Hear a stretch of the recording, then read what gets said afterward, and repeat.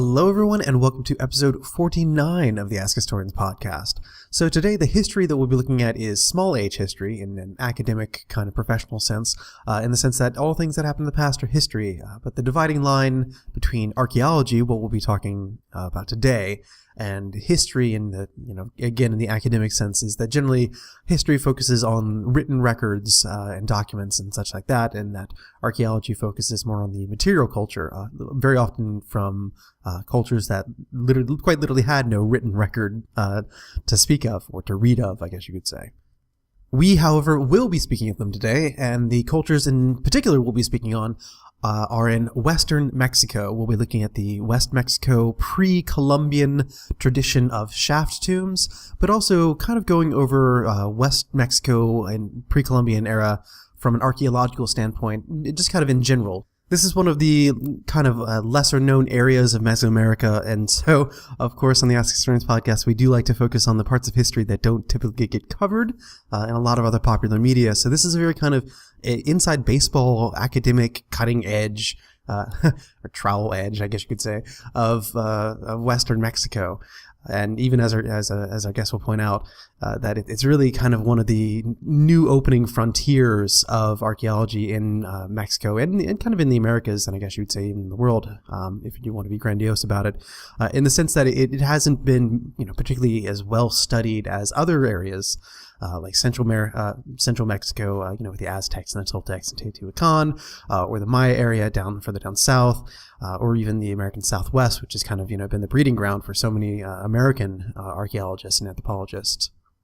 So if you're a high school student who is looking to kind of get an idea about what kind of topics that archaeologists ponder over and some of the smack talk that they lay down about each other's research, this would be kind of a good podcast to listen to. Just don't tell them that we're talking smack about them. Or if you're a current anthropology or archaeology student, this podcast should pretty much give you like 5 or 6 different dissertation topics for grad school. So that's what we hope to provide here at the Ask Historians podcast: education and things to impress your academic advisors. So just on some kind of technical notes, I guess you could say, we talk a lot about periods, about kind of Mesoamerican chronology, the periods, and then using kind of shorthand for what both the guest and I are familiar with as time periods, things like the formative, or the pre-classic, or the classic period, or the post-classic period. We do define those briefly in the episode itself, but as they come up. But it'd be useful to have, just for you, the listener, who's not familiar with this kind of time period and this kind of archaeological jargon, to have kind of a rubric. So when we talk about the formative, which is also sometimes called the pre-classic, that is a time period which roughly stretches from about 2000 BC to about 200 AD. And 200 AD is when we start the classic period, as might be implied by the pre-classic. Then the classic period runs from about 200 AD to about 900 AD. And then from there we have the post-classic, which runs from 900 AD up until 1521, with the conquest of the Aztecs by the Spanish. So in those kind of time periods, the groups that you'd be familiar with in the formative pre-classic are typically thought of like the Olmecs, but you also have some early Maya states in there as well, and some groups down in Oaxaca as well. And then in the classic, that's when we typically think of the classic Maya. That's when we have, this, huge flourishing of all these Maya city-states down in kind of Guatemala and southern Mexico and Chiapas in that area, and as well as Teotihuacan further up into central Mexico. And then in the post-classic, that's when we see Maya groups such as Chichen Itza and Mayapan in the Yucatan. We also see the Toltecs, and then followed by the Aztecs, of course, in central Mexico. So that should give you an idea of the kind of the chronology we're talking about. We also briefly mentioned at one point, I think, the Archaic, which is a less well-defined area, but is just a few thousand years before the formative. So about 7,000 to 8,000 years BC to about 2000 BC when the formative starts. So hopefully that should help give you an idea of the actual time periods we're talking about. So this is actually some very, very deep, very, very deep history that we're talking about here. So this is quite some old stuff that we'll start talking about. But let's go ahead and start talking about it, shall we? Welcome to the the Ask Historians podcast. Hello and welcome to another episode of the Ask Historians podcast. Today I'm here with Mictlantecuhtli, who's probably better known and a lot less cumbersome simply to call Tony. And today we're going to be talking about West Mexico and generally the shaft tomb tradition of pre-Columbian Mesoamerica, which he studies and has worked upon. But before we get started, Tony, why don't you go ahead and give us an idea about what got you interested in this topic? I kind of went down a research rabbit hole and I never got out. When I was studying abroad at the Universidad de las Americas Puebla, one of the professors there, Tim Nab, who's a linguist and an ethnographer, he made an offhand comment one day that Purépecha, the language of the Tarascans, was a language isolate, that there was no other related languages around it, and that got me interested in the Tarascans, like what made them different, why is their language an isolate? And so I just started reading about the Tarascans, and when it came to applying to grad school, I was originally going to try to study under Helen Pollard, who's like one of the big Tarascan scholars, but she told me she was retiring, and she gave me a very short list. Yeah, well, like, she was retiring from teaching, not so much research, and she didn't want to leave me high and dry after a semester. So she gave me a very short list of people she recommended, and on that list is my current advisor, Chris Beekman. And while he didn't research the Tarascans, he was open to me researching the Tarascans, but I eventually got caught up in what he was doing in Jalisco, and here I am today. Yeah, so, you mentioned Jalisco, you mentioned the Tarascans, which are Michoacan.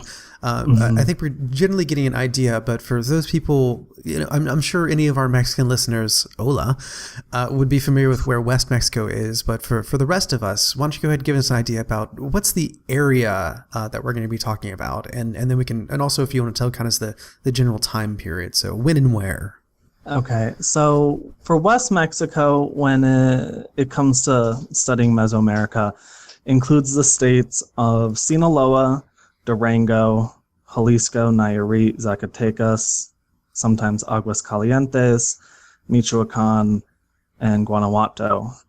And this area, it's on the Pacific coast, it's west, and it's very rugged along kind of center left of the region is the Sierra Madres Occidentales, which is this steep mountain chain that runs straight down the Pacific coast, and it kind of separates the coast from the interior pretty well, where the coast is kind of tropical, you have a lot of vegetation, it's hot and humid, and then on the other side of the mountains towards central Mexico, you have highland valleys and plateaus that's much more temperate.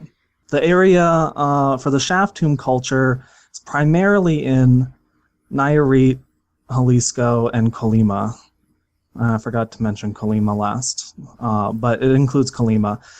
Because all three of these states are connected with their valleys. They make kind of a crescent arc through it. And so you find shaft tombs from southern Nayarit into Colima, and a little bit in Michoacan and a little bit in Zacatecas, but they're few and far between. And the shaft tomb culture at its apex is during the late formative to classic period, and for our chronology, that is about 300 BC to 550 AD. But the shaft tomb culture has deeper roots all the way to the early formative, about 1500 BC. So why don't you go ahead and, since we've said it multiple times without quite explaining what it is, what is a shaft tomb? And presumably this changes over time, but what is our holotype of a shaft tomb? A shaft tomb consists of a chamber dug underground that's accessed by a small passageway, and depending on the time, it's either a short staircase, such as the early formative tombs, or it's just a straight vertical shaft, like you find in the late formative. And the chamber's sealed off with stones, and the shaft is filled in with dirt, so you create this little pocket underground. And within that chamber are one or more burials and their associated grave goods. And they can occur in cemeteries, and you can also have more than one chamber attached to a shaft. Yeah, so these are literally, you go down a shaft into a tomb. So they're very well named, I guess you could say. But yeah, you had mentioned that they had pre-formative roots. So and just for anyone listening, I know we kind of define the time period here, but most people think of the formative period as kind of Olmec times. So we're very far removed from that. And in fact, if I recall correctly, there's not a whole lot of influence from the Olmecs here. But that's a group people know the best. So just kind of note them as contemporaries here. So, but what are these very early roots? So these very early roots come from, so far, a single cemetery, and I wish there was more, but it's only one, and it's the site called Elapeño, which is just southeast of Lake Chapala, across the Jalisco-Michoacan border. So there's really no boundary other than a political boundary, and the cemetery consists of several tombs, one of which is much larger than the rest. And these tombs consist of very short shaft, like a meter, and 3 or 4 stairs, and then the chamber. And within it, the archaeologist Noguera, he found remains, he found ceramics, he found figures. And while we say there's no Olmec influence, that's mainly because of a sample size of one cemetery. And the cemetery has a couple pieces of jade. Noguera didn't describe them as looking Olmec, so I'm assuming that they were just raw material, or maybe they were just simple jewelry, because most of the jade we seem to see in West Mexico has been turned into beads. Yeah, because jade is not, I guess you could say, found in West Mexico. No. Yeah, not naturally anyway. It's all imported in. Mm-hmm. The biggest influence for Elapeño isn't the Olmec, but it's another contemporary culture called the Capacha, and they're out of Colima, but they go up and down the Pacific coast from Colima up to Nayarit, and they're famous for their engraved ceramics and their stirrup vessels, which kind of look like the stirrup vessels from South America, and some people have tried to incorporate that and other elements. Yeah, and when you say stirrup vessels, these are kind of like the pots with the 2 arms that come up and meet, kind of. Yeah, well, so for Capacha stirrup vessels, they're double chambered. So if you picture 2 vessels, one on top of the other with some space in between, in that space is where the hollow supports are, and you could have a single support or 2 or 3, but they're hollow. So the top, whatever you pour into the top will drain into the bottom. They're rather unique. There was a article not too long ago. These scientists made replicas of Capacha stirrup ceramics because they looked oddly similar to a Chinese Mongolian still for stilling alcohol. So they're like, well, can these functionally still alcohol? Not saying that the Capacha stilled alcohol, but can they do it? And so they made replica vessels, and they put in an agave mash in the bottom chamber, and in the top chamber they put a little small ceramic vessel suspended by string with cold water, so it acted as a condenser, and they were actually able to get over 20% alcohol by volume after one distillation. That's fascinating. Although I guess it does kind of present the question of do we know what they were actually used for at the time, though? I mean, do we have residues that would imply that they were used for alcohol, or were they used maybe for cacao or anything like that? No, not yet. and what I find annoying about the experiment is that they didn't bother to test the agave mash or test their alcoholic brew to see if there was something you could test for residue analysis. And then they also never noted, or they didn't note any use where that was unique to the vessels. So you can look at actual Capacha vessels and you go, oh, hey, this was used for distillation. But it seemed like from their method, it would be the same method you would use to just boil beans, low heat. for a couple hours. Yeah, so these are pretty much just kind of, these are standard household items, or at least they have the potential to be. But I mean, presumably, it sounds like they're very unique and therefore can be kind of diagnostic of the influence of this Capache culture. So, do we see, I guess you could say, we have the El Peño, or El Peño? El Peño. Yeah, El Peño. Which is, the earliest shaft tomb. But when do we really see kind of a spread and a fluorescence of these kind of styles of burials? Well, the middle formative, we also have low sample sizes. There is so middle formative would be about 800 BC to 300 BC. There is, I know of one, it's a cemetery in Jalisco, and a place called Mascota, and it's between the coast and the interior. It could have been along any trade corridors, especially for shell, because shell is a very prominent thing to use for jewelry. And so there's shaft tombs at Mascota, as well as simple pit burials and also cremations. Yeah, there's they've cremated individuals and put them in ceramic vessels and buried them. Yeah, so there's this range. Sorry, there's this range of burials. Yeah, and I guess I should point out that cremation is not an unusual burial practice in Mesoamerica. But do we know who was associated with these graves, these shaft tombs? Because you said we have this range from anywhere from cremations to kind of more simple pit burials to these more elaborate shaft tombs. So who was I guess you could say getting the shaft? It kind of depends on the size of the shaft. Larger tombs seem to have more mortuary goods, and we think that means the person has a higher status. By the late formative, so we're moving past Mascota, by the late formative, when we're looking at the tombs from Nayarit and Jalisco and Colima, there's large monumental tombs, some that are like 18 meters deep, like the tomb at El Arenal, but other times they're 8 meters deep or even 2 meters deep. And so the size of the tomb does seem to correlate with the status of the person, but it also seems to correlate to the size of the settlement, where larger tombs are closer to settlements with larger public architecture. Yeah, actually, so this kind of brings me to another question of that, do we have this, so we have this kind of, broad overarching influence of this Capache culture that which we associate shaft tombs with, but do we have, particular polities, city-states, kind of early nascent nations and states of people that we associate this with? I mean, was this something that we would associate with, this group of people who were this organized state did this, or was it more overarching?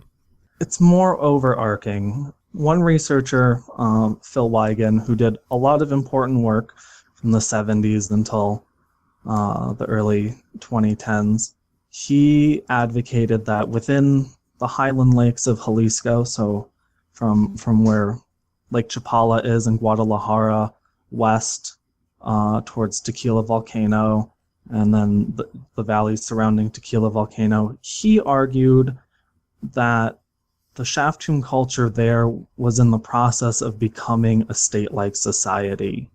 But how well his argument holds up is kind of up for debate as work continues, because he argues that there's a population implosion, that the hinterlands are drained of people and they're moving towards the Tequila valleys and they're building this monumental architecture. But that's kind of because no one's working in the hinterland to identify possible populations. So it's kind of, we don't know. But the shaft tomb culture as a whole doesn't seem to be a culture made up of kings. It seems to be a corporate-based society where you have several lineages or family groups or clans that are in power, with no one family being able to come out on top. And this stems from analysis of ceramic dioramas and looking at just how different the shaft tombs are.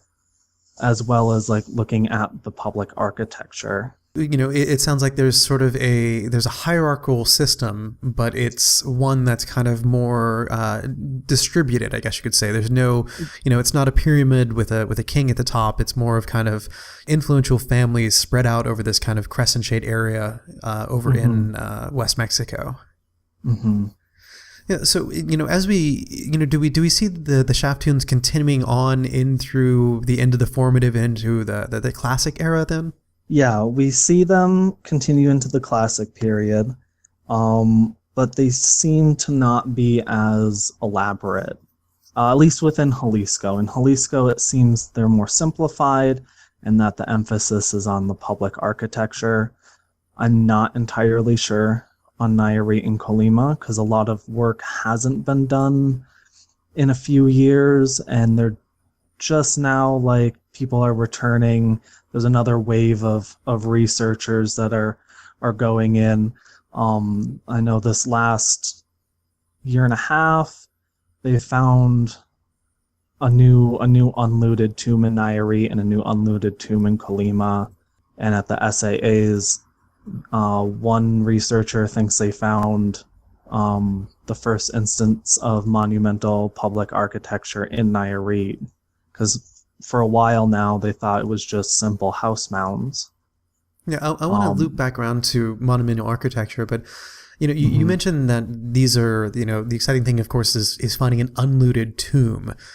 So, what is kind of the incidence of finding an unlooted tomb? I mean, is it the fact that most of these things have been looted? And if so, is that something that would have happened kind of in antiquity, or is this more recent? Well, people have been looting the area since the late 1800s. And it started with looting mounds because they're easy to spot. They're on the surface. But it progressed to people walking in fields with iron bars and punching it through the ground, hoping that they could break through a chamber. And I know Chris had said that in the 70s, someone had done an estimation of how many shaft tomb figures were out, like, on the black market, in collections, in museums, and it ranged from 7,000 to 10,000 figures. And that was the 70s. And people still continue to loot when and where they can. But in the 60s, people were doing that as a job. Like, instead of farming or ranching, their job was to go loot and collect figures and sell them, and that's how they made their living. But after the 60s, it kind of tapered off because there weren't enough tombs to loot, or at least there weren't enough easily located tombs to loot. Yeah, so do we have above ground signs that there might be a tomb? Not really. For Muskota, back to the middle formative, in the report on the cemetery there, described that the looters would look for changes in soil color, and they would dig there no matter what. If it went from dark brown to lighter brown, they would dig, hoping to find a tomb. Some looters say that the shaft entrance is outlined in stones, or that there's a stone covering it, but since no archaeologist has seen it, it's kind of secondhand knowledge. Anecdotal looter tales. Yeah. But some shaft tombs are associated with public architecture, and the first tomb to really be excavated that was untouched was at a site called Huitzilapa, just northwest of Tequila Volcano, and that was found under a habitation platform at the site. Yeah, when you say habitation platform, what do you mean by that? Well, the habitation platforms for this area just consist of like a core of clay and dirt fill faced with stone, and they're covered with bajareke, which is like a fired clay. And then on top of that, they would build perishable houses that were also sometimes covered in bajareke. So it's a raised foundation, you could say.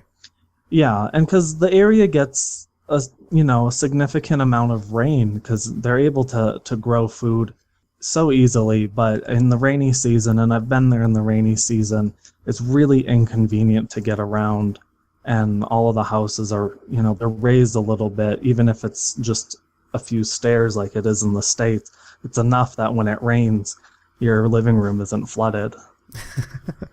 So you had mentioned these ceramic figures that were being looted and taken out. What are these figures, and what can they tell us about the people who were buried in these shafts? The general. These figures, they're large, hollow ceramic figures. There's also solid ceramic figures, but the large ones are the ones that the looters want the most because they fetch the most price, and it's also what attracted researchers to the area because they're like portraits made 3D. The shaft tomb culture doesn't seem to have made murals, or at least none survive, and they didn't paint their ceramics to have painted scenes like you find in the Maya region. Their representation of people and animals and everyday life was limited to ceramic figures. And so there's an incredible amount of detail on these figures, and no figure is quite the same. They're not mass-produced. They have shared elements, but even the shared elements are slightly different, making each one unique. These elements can range from face paint to painted on clothing to dots on the shoulder that may indicate scarification. There's a wide variety of headgear, which range from pointed hats to draped animal skins to headbands to helmets. Some people are holding weapons. Oh, so I was just going to ask, his headgear, because, in Mesoamerica, headgear has always been kind of very strongly associated with status. So do we have any correlations between, these pointed hats, you might say, and any particular social or religious role? So the problem with doing that analysis right now is that there's a lot of fakes on the market. When the looting died down in order to keep making money, a lot of people turned to making fakes. And so there's a lot of fakes in museums and collections. And so part of the process in studying shaft tomb figures is also to authenticate them. Because if we know which ones are real, we can sit down and do an analysis and look at the iconography and be like, oh, we think this means this and this means that. But a general analysis was done last year by Chris, and he argued that the more elaborate shaft tomb figures are closer to the larger tombs and the larger public architecture. So if they are portraits, that they're indicating people of higher status, and that the more simpler shaft tomb figures that are found in the hinterland or smaller sites are people of lower status. And I know he's working on an article now related to headgear and symbols of status, but I don't know the results right now. Yeah, and do we see a difference in kind of the style or the style of the ceramic figurines or other grave goods as we move from the formative into the classic era? That's another analysis no one's yet to do. See, that's why people should come on this podcast, because we'll give you dissertation ideas. I know. Well, it's a project I may be doing that we started to do is we started to make a database of all the art or of all the tripping over myself. We started to make a database of all the figures recovered archaeologically, be it salvaged or excavation or even taken from looters, that had some kind of context so that we knew they were authentic. And if they had a date, that was great, if it was radiocarbon date or it was associated with ceramic chronology or even stratigraphic chronology, whatever we could get, because the idea was to see if we could map these and see if there is actually geographic or temporal differences. Because we say, oh, this Ixtlan del Rio style, it's from Nayarit, or this Ameca Etzatlan style, it's from Jalisco. But we're not entirely sure that's true. We don't know where there are concentrations of these styles. You would mention a couple different sites there.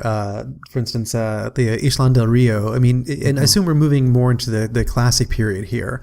So, do we then see what kind of changes do we see as we kind of move forward in time then to shaft tombs? I'm not sure about Ixtlan del Rio because I know they've excavated the post-classic settlement, but it's not quite related to the classic period. Like I said, they think they found their first piece of public monumental architecture in Nayarit this last year. Yeah, so, I did want to loop back around to the monumental architecture. So, do we have associated, because I'd asked earlier about, how do we see this association? You mentioned the kind of, the raised foundation kind of things, but do we see this associated with pyramids, temples? What is the monumental architecture style of West Mexico? Because I know everyone right now is probably thinking of kind of like the stepped pyramids of the Aztecs and the Maya right now. Yeah, unfortunately, we don't have large pyramids, and that may be one of the reasons why there's not a huge draw to West Mexico. What we have are circular temple groups called a guachimontone, and that's named after the Guachimonton district of the town of Teuchitlan, where the largest site is located. And what I mean by circular architecture is that if you picture a simple bullseye, like a single dot and two rings. The dot is where there is a round stepped pyramid. It's like a cone. Around that is a round patio space, and then encircling that patio space is what's called a banquette, and it's like a raised platform that kind of encloses the patio space between the altar and the banquette. And on that banquette are an even number of rectangular platforms. It could be 4 platforms, 8, 10, 12, and in one case there's a guachimontone with 16 platforms. We don't know why. But it's, is it particularly larger than the rest, or is it just kind of crammed full of platforms? It's crammed. It's a very tight squeeze. And Phil, he believed that this is Phil Wiegand. Phil Wiegand. He believed that it was kind of built towards the end of the classic period where things were breaking down, that the symmetry was being lost, but he doesn't have the excavation. He doesn't have the excavation to back that up. It was just kind of based off of surface finds for ceramics and creating that ceramic chronology, but if anyone knows archaeology, if there's farming, sometimes older things can be dredged up and found on top of younger stuff. So his hypothesis is still up in the air. But typically these guachimontones had 8 or 10 platforms. I just want to say that you had mentioned the classic and kind of the end of it, because I think most people, if they know anything about Mesoamerica in general, it's that at a certain point, all the Maya on the planet vanished up into a spaceship, or at least they know about the Maya collapse. And people who are more in the know that that is just kind of a decline in urbanization and a population shifts and decline, things like that. But that happened at the end of the classic era. So we see the decline of the Maya, the decline of Teotihuacan. Do we see something similar with these Guachimonton associated polities in West Mexico as well? We do. At the end of the classic, everything changes. The monumental architecture changes, the ceramic styles change, the lithic technology changes, the burial patterns change. Everything changes. And it's probably because of a couple of reasons. One is that there's now a huge drought affecting northern Mesoamerica, and this drought is what may have triggered the Chichimec migrations that started the Toltec Empire. And these Chichimec migrations came through West Mexico. They were part of the founding myth of the Tarascans. Yeah, so for those not familiar, what is a Chichimec and where are they migrating from? So Chichimec is what the Aztecs called like a barbarian. Chichimec means dog person, probably because they had hunting dogs and lived with dogs. And I don't know if they ate them or not. But it was kind of their term for barbarian. And there's a lot of contention on where the Chichimecs are coming from.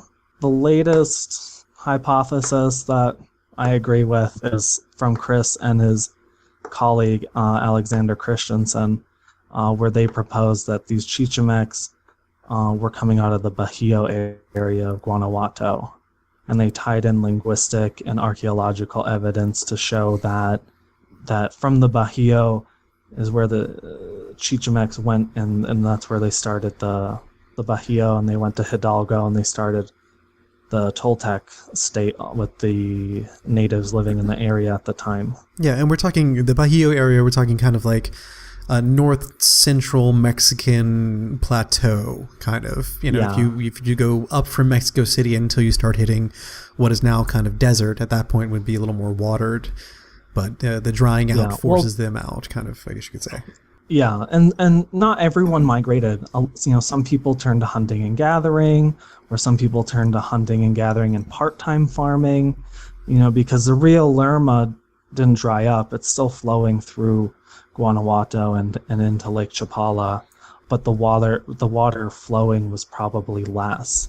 And so this triggered some people to move, and some of those people came into our area and started building different things and doing different things, and we're not sure whether the shaft tomb culture, they were all killed or they were incorporated. Like maybe they saw that people were living another way, a better way, and they joined them. That part's, it's really uncertain, despite having a couple of these what we call epiclassic sites, which date from like 550 to 800.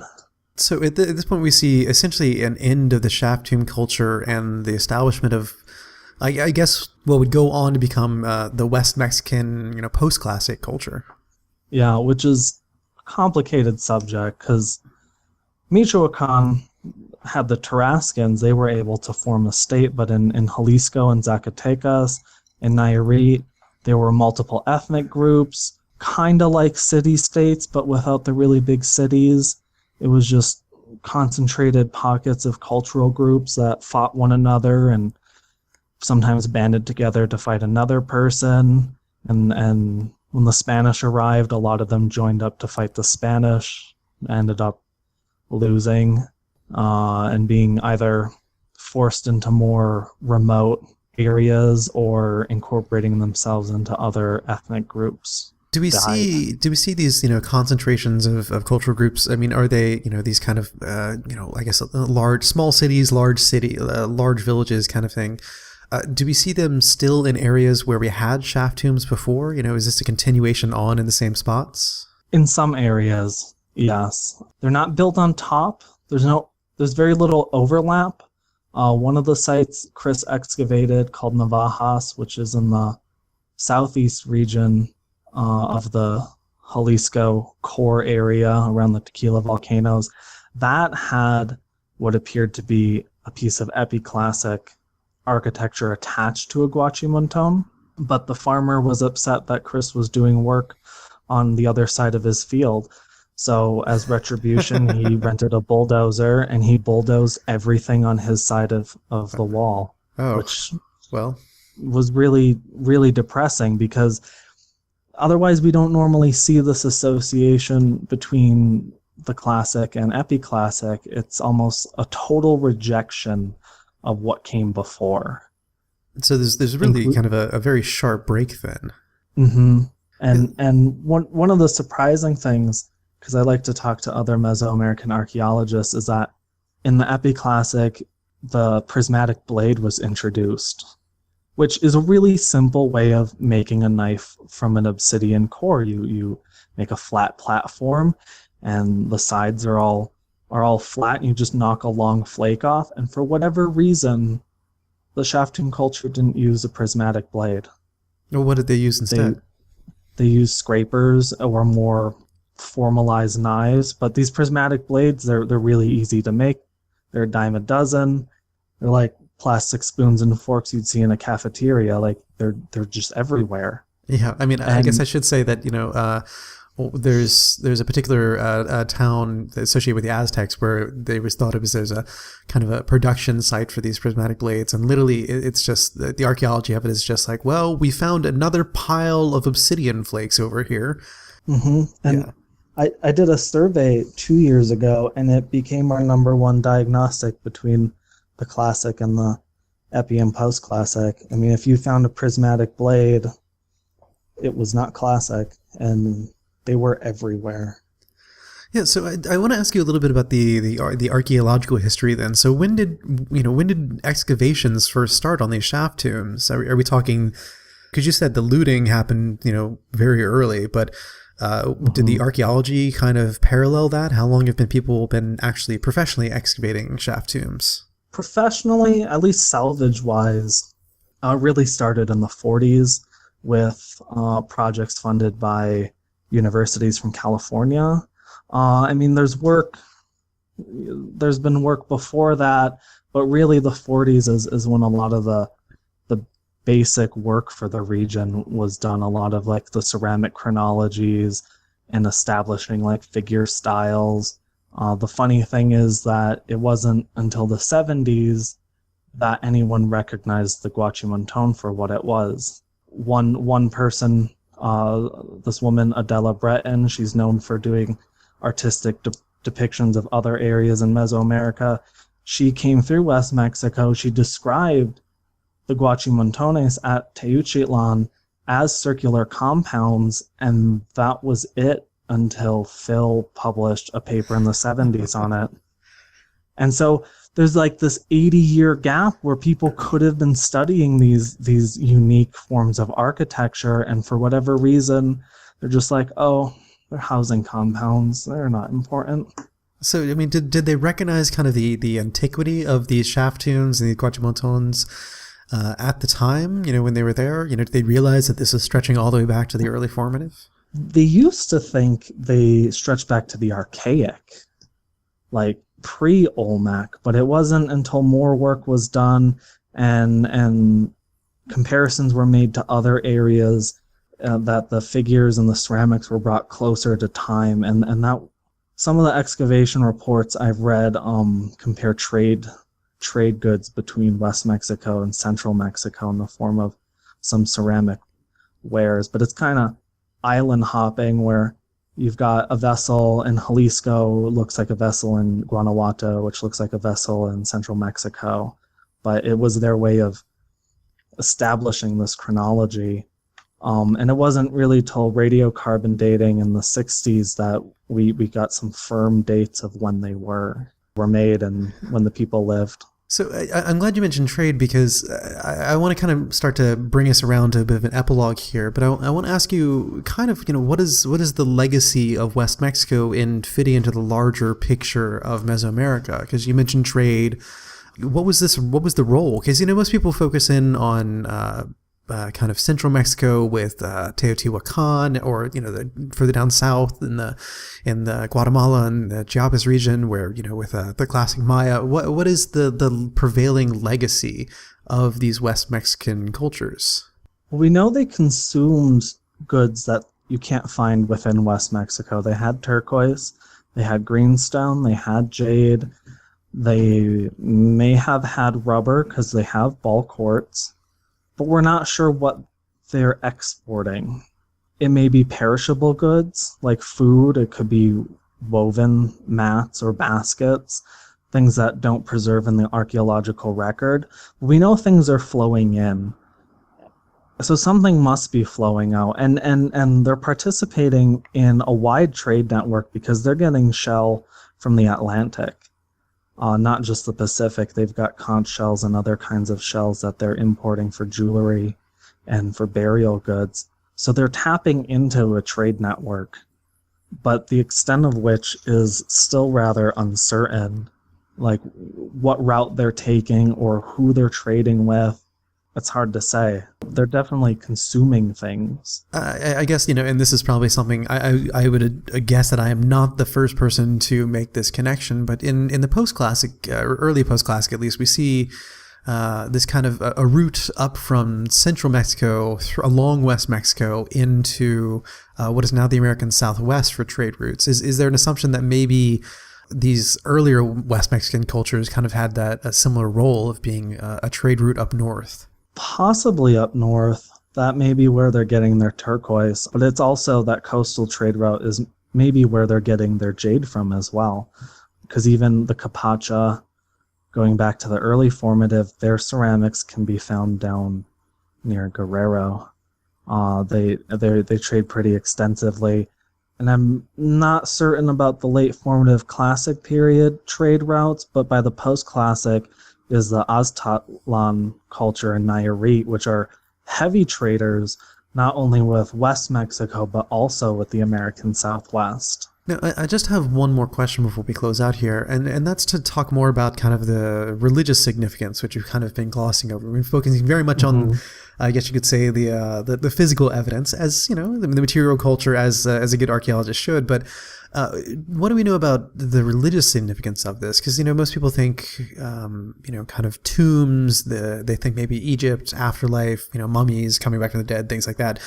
Do we have any idea about, you know, what the theories of the afterlife and death were, or if there were any particular, you know, religious rituals performed inside these shaft tombs? Because I know in our background talk about this, you had mentioned Peter First and something about his ideas about shamanism.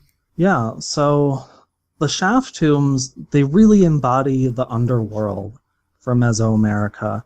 They're not just a way to bury the dead. They do embody the underworld as this dark place that's underground someplace that may or may not be watery. And part of the grave goods are items associated with the underworld. One of the burials at Huitzilapa, which I had mentioned, a male was buried with 3 conch shells placed near his pelvis, and he had 5 more around him. And in Colima, which people might be more familiar with the figures from Colima because they do a lot of animal figures, they make a lot of hollow ceramic dog figures. And dogs are another thing that are associated with the underworld. They're guides to bring you to Mictlan or whatever you're going to call it. So there are associations with the underworld, and with the heavens, kind of really, for that, you'd have to look towards the guachimontone, because despite having a physical earthly plane where you have the platforms, you have the altar, there's post holes in the center of the altar, and there's ceramic figures which support this, but there's a pole that rises in the center, and we think they're doing some kind of Ladera ceremony, because some of these dioramas have little figures balanced on top of this pole. Oh, and explain Voladera for people who don't know. So, if you go to Mexico now, in a lot of tourist areas, you can see a Voladera ceremony where 5 guys climb a steel pole, and 4 of them tie their ankles to ropes, and a 5th one stays on top.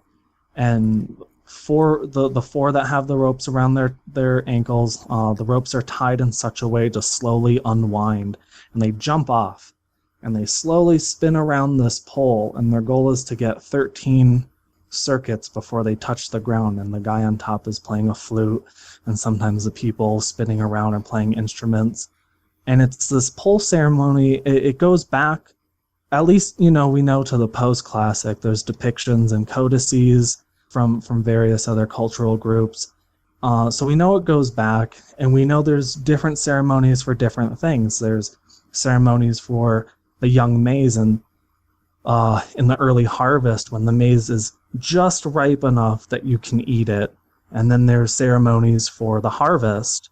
So there's these different ceremonies, and whether the shaft tomb culture is doing one of these, we can't say, we can't ask them, they don't have writing. But the fact that these guachimontones have post holes and these dioramas have posts, we think they're doing some kind of pole ceremony. And pole ceremonies are always, well, not always, but often associated with the heavens. So instead of laying out their cosmology horizontally on the landscape, they've kept the orientation. We have the underworld, underground, the earthly plane with the public architecture, and then the pole with the heavens. Well, Tony, I want to thank you for talking to us about the shaft tomb culture of West Mexico and kind of pre-Columbian West Mexico in general. Do you have any kind of final closing remarks about this?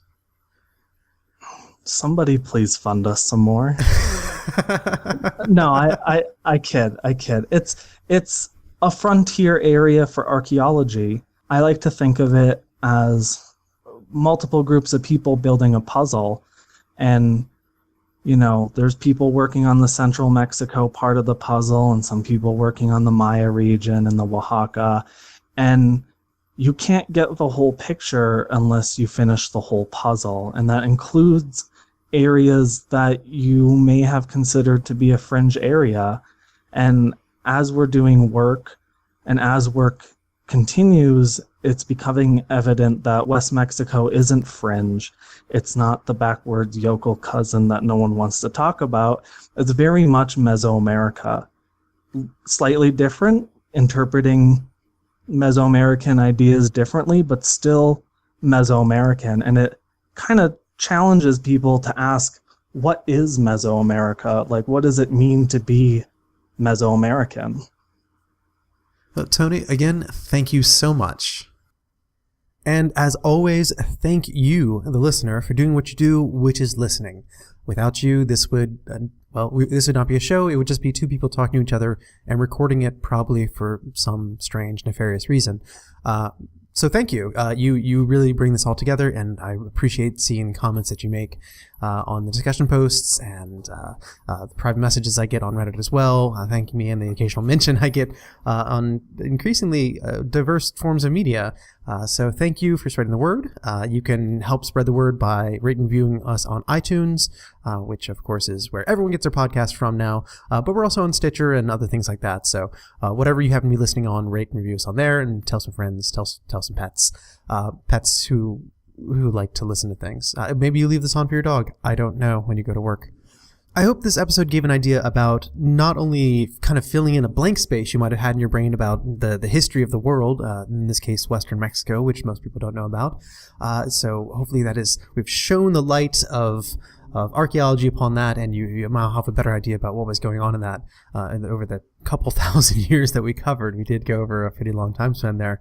But also kind of give you an idea about how an archaeologist approaches the past and the kind of evidence that they use, and also kind of the limitations of that evidence, but also kind of the rich amount of material that's available to parse through and interpret and then reinterpret later, and then disagree with someone's reinterpretation and then feel someone's reinterpretation was wrong to begin with as well. So it's a constantly evolving field, and of course that's why we always kind of emphasize that if you're going to be looking at academic texts, try to grab the most recent, because you never know when someone's brilliant idea in the past might turn out to be bunkum. I guess I should just say that in the Mesoamerican area, typically the works of Eric Thompson and the Maya are kind of seen like this. But that's a whole different subject that you can go look up on your own. Returning back to the podcast itself, coming up in the next fortnight, we have the first of two episodes, which I'm very excited to be presenting. We'll be covering the history of Rhodesia, now Zimbabwe, and before that, neither Zimbabwe nor Rhodesia, but various other states. We'll be covering the history of that area, the country now known as Zimbabwe, from basically the pre-colonial period, immediately before that, into the colonial period, and up through independence, and then a little bit kind of veering over our 20-year rule into kind of some more modern-day politics and going on. So I hope you'll enjoy that. It's a great pair of episodes, and we'll see you in 2 weeks. You've been listening to the Ask Historians podcast. For more history like this, visit us at reddit.com/r/AskHistorians and ask over 100 historians and enthusiasts anything you want to know in history. Find us on Twitter as @AskHistorians and subscribe to the show on iTunes.